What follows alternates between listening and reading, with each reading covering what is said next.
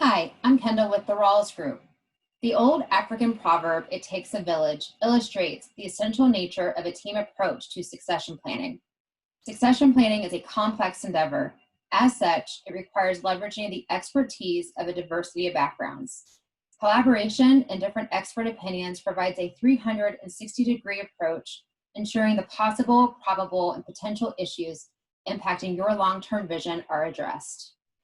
To provide insight into common questions received from business owners, we are leveraging the village of our valued strategic relationships.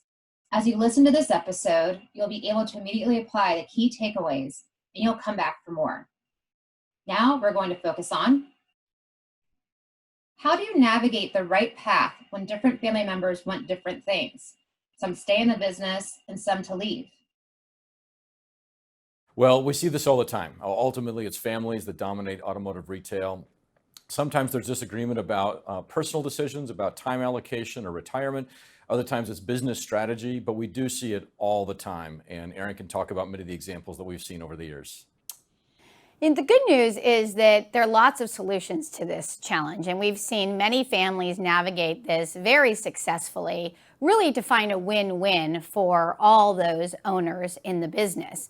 I mean, this is very much a family business, and the goal, of course, I always like to say is you want to have Thanksgiving and continue on with your family, more so than necessarily having these challenges cause problems around the dinner table.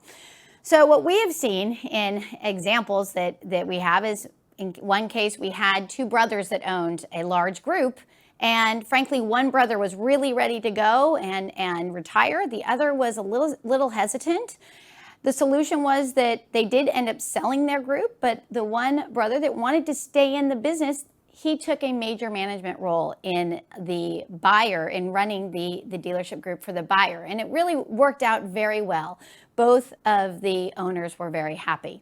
Another example is a family business, again, a group of dealerships were owned by this family, and it was owned by a brother, a sister, and a cousin. And that group, the one brother wanted to stay in the business. So the family decided, okay, we're going to leave these two dealerships to this brother. He will pay out the other owners through the proceeds of selling all the other dealerships that they decided to exit. And again, wonderful solution. The family's very happy. I hear from them all the time, as does Ryan, and they're enjoying their Thanksgiving dinner. So there are many ways to handle this situation.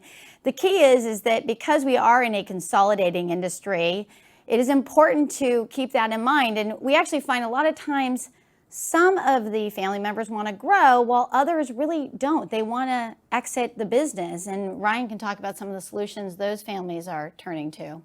Yeah, outside capital offers a new avenue. And so, for example, there's a large family group. The family has largely decided it's time to sell.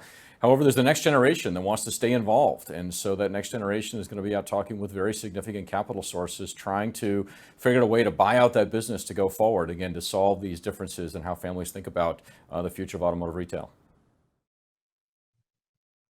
Well, I mean, I think that's a pretty typical scenario from what we see with a lot of our clients. As to be expected, some are up for the opportunity and some aren't. I think the important piece of that is to clearly define what the opportunity is for your family members, to clearly define the expectations that they have as family member. They would have and will have as family member employees, and to let them know that, hey, this is what the opportunity is for you to move forward in the family business and be successful. And also, it's okay if that's what you choose not to do.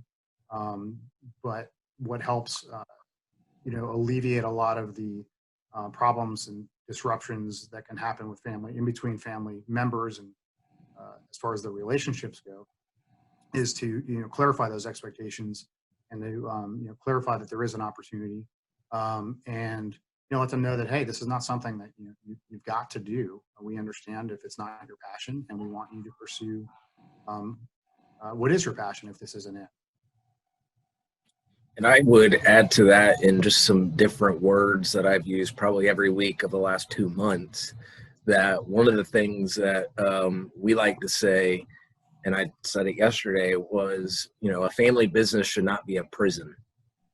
And the people who want to be there should be having fun, doing work and making money. And what I think is the biggest proponent of that is the clear communication that those who are not interested in it know exactly how they get in and get out. And I think when you do that, when you clearly communicate from the beginning, and then throughout the process of all the legal documents and all of the financial impacts, it allows people to make their own choices, and puts people in control of their happiness. So I would say, it's supposed family business is supposed to be fun, and those involved should be able to get along and know exactly why they're involved, how they're involved, and what the impacts of that are. Thank you to our strategic partners, The Village, for participating and sharing your perspective. Do you have a burning question you want to discuss with an expert? Feel free to submit it via the Ask an Expert link featured on the page. Continue to listen to this series now or come back later for more. Each question featured may want you to learn something new.